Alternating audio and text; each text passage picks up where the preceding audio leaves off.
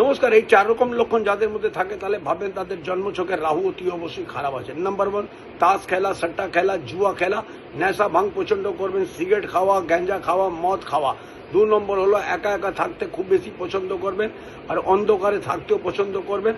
স্নান আদি খুব কম করবেন, নোংরা ভাব খুব বেশি থাকে। 3 নম্বর হলো রাত্রিবেলা ঘুমাবেন না, সারাটি রাত জেগে থাকবেন আর তারপরে সারাটি দিন ঘুমিয়ে থাকবেন। 4 নম্বর হলো বাথরুমে গেট খোলা থাকবে, বাথরুমে জল একদম ছড়িয়ে থাকে আর নোংরা নোংরা কাপড় জামা পরে থাকে। তার জন্য কয়েকটা উপায় বলছি, সেই উপায়গুলো ভালো করে শুনে নিন। নাম্বার 1, নেশা ভাঙ করা বন্ধ করতে হবে। 2 নম্বর হলো রান্নাঘরে খাবার খাবেন। 3 নম্বর হলো জবের মধ্যে দুধ ছিটিয়ে আপনারা যদি চলন্ত জলে দিয়ে দেন তাহলে খুব ভালো হবে। আর তার সাথে সাথে আপনারা কাঁচা কয়লাও যদি আপনারা চলন্ত জলে দেন খুব ভালো হবে। ইলেকট্রনিক জিনিস কোনোদিনই খারাপ হতে দেবে না, চট জলদি সারিয়ে নেবেন। এই কটা উপায় করুন, তাহলে আপনাদের রাহু ভালো হবে।